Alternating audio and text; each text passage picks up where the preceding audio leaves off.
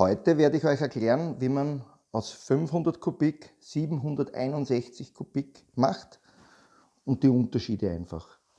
Der 500er Motor, der hat halt da nur 70 Bohrung. Dann der Zylinder, der ist da konisch gegenüber einem 650er. Der 650er ist da fast zylindrisch am Bund und hier ist er konisch. Und die Bohrung ist natürlich dann 80 plus. Ein 650er hat mehr. Ja. Und für die Profis, die 6 Kühlrippen, die sind beim 650er durchgebohrt und beim 500er frei. Das ist, wenn man auf einem Flohmarkt ist, kann man das erkennen, ob das von außen, ob das ein 500er oder 650er. 500er ist konisch, 650er ist zylindrisch. Ja. Aber wir wollen ja jetzt einen VW-Zylinder einbauen. Was muss man alles beachten? Wenn der Zylinderkopf nur 80 Loch hat, ja, das ist für einen normalen 500er, den muss ich dann aufdrehen. Das heißt, ich drehe ihn auf 92 mm auf und dann sollte man auch beachten, seinen Kugelbrennraum, der tiefste Punkt zu der Dichtfläche, wo der Zylinder aufliegt, sollte 23 mm sein.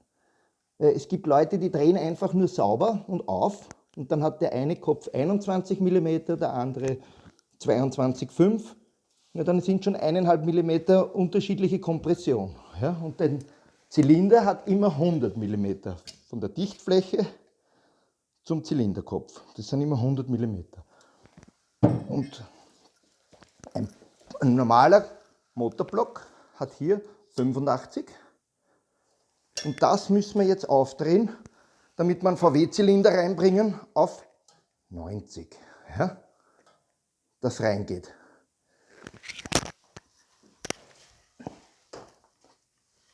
Beim Zylinder sollte man vielleicht, weil der VW-Zylinder hat ja keine 100 mm, sondern der hat glaube ich 117, den muss man kürzen. Dann für die Zylinderkopf, für die Rohre, die Einfräsungen, damit es reinpasst. Dann drehe ich sogar dann noch weg von 94 auf 92, damit er in einen serienmäßigen 650er Kopf reinpasst, der VW-Zylinder. Aber wenn ich nur einen 500er habe, dann muss ich halt das aufdrehen, wie wir schon vorher gesagt haben. Und bitte beachten, dass vom mittleren tiefsten Punkt auf die Dichtfläche 23 mm auf allen beiden Köpfen ident ist. Die Spezialisten tun dann noch auslitern, weil ein Sitzring kann weiter tiefer oder weiter draußen sein. Die wollen halt, dass ganz perfekt ist. Aber für einen Standardmotor habe ich es noch nicht ausgelittert. Ja? Dann müsste man das Bläudelauge, das hat hier 20 mm, Original. Die Billigversion ist die Büchse raus und den Kolbenbolzen direkt rein, Metall auf Metall. Funktioniert, mache ich aber nicht. Ja, ich mache eine neue Büchse rein, die was dann 22 mm hat. Dann habe ich einmal die Voraussetzungen, damit ich die Bläudel, also den Kolben, den größeren, der was dann 87 mm hat, mit 22er Bolzen, dass ich das zusammenbringe. Dann habe ich einmal den Kurbeltrieb. Dann muss ich das aufbohren, wie vorher gesagt, auf 90 von 85. Ich bin nicht der Freund von den ganz großen Kolben, weil dann muss man hier was aufschweißen. Weil je größer man aufbohrt, umso weniger Wandstärke hat man hier. Und ich bin bei Maximum 88 mm, für mich privat. Jeder kann machen, was er will. Ja? Und jetzt fangen wir an mit den VW-Zylinder. Ich habe nämlich jetzt eine Reklamation bekommen von einem Kunden, der hat da 1000 Kilometer mit dem Zylinder gefahren und er hat geraucht. Der Zylinder ist nach den 1000 Kilometern noch neuwertig, der Kolben auch. Aber er hat unheimlich geraucht. Und was ist der Fehler? Ich muss das jetzt suchen. Hier. wenn man das sieht, diese Nase da, von dem Ölabstreifring, sieht man diese Nase? Die ist übereinander gehupft. Aber das will ich jetzt zeigen auf einen, normalerweise, ich habe jetzt die zwei Ringe rausgenommen, oben und unten. Die zwei Nasen müssen zusammenstoßen. Ich habe schon gehabt, dass einmal eine Nase weggebrochen war, weil dann ist es so, wie bei diesem Kolben.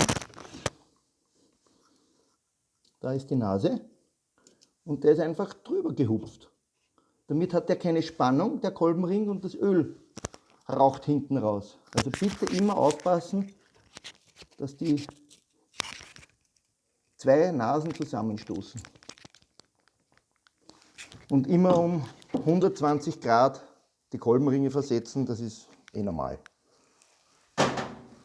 Und beim Buchtzylinder, dass er hier 100 mm hat, nicht? Ich drehe es ab auf 92. Wenn ich das nicht abdrehe und ich möchte jetzt den von 500 auf 650 oder die 761 Kubik machen, dann muss ich aus dem Mittel, da um 1 mm weiter raus, aufdrehen, damit ich nicht in die Stößelrohre reinkomme. Wenn ich 94 mm original belasse. Und was man vielleicht auch bedenken sollte, wenn man selber mal die Kolben umbaut, dieser Bund habe ich immer das 4 mm bleiben, weil bis am Boden ist 7 mm. Ich nehme nur 3 mm weg, das sind die Ventiltaschen, damit man, wenn man größere Ventile hat und Überschneidungen, damit er nicht am Kolben anstoßt. Und hinten nehme ich auch was weg, weil sonst stoße ich an der Kurbelwelle an. Wenn man das belasst, dann kann es auch sein, dass leicht tackert, ist aber nur eine Kleinigkeit. Darum nehme ich da immer ein bisschen weg. Ich nehme auch da etwas kürzer. Und dann könnte man schon die Kolben zusammenbauen. Also wichtig ist, immer auf die Nasen aufpassen, dass man da nicht übereinander hupft, weil sonst habe ich die Spannung weg und ich habe Ölverlust. Und wenn man da zum Beispiel, was ich vorher gesagt habe, mit die 23 mm tiefster Punkt zu der Dichtfläche, sollte ich jetzt nur 21 mm haben auf alle beide, dann habe ich ja um 2 mm mehr Kompression. Und dann kommt ja auch der Zylinderkopf weiter zusammen, dann passt kein Ansaugrohr, dann passt kein Auspuffkrümmer. Also wenn einer reklamieren möchte, immer einen 100er Zylinder nehmen, mit 23 mm den Kopf und dann probieren, ob das Ansaugrohr passt und der Auspuffkrümmer. Wenn er dann nicht passt, dann bitte reklamieren. Das war's eigentlich.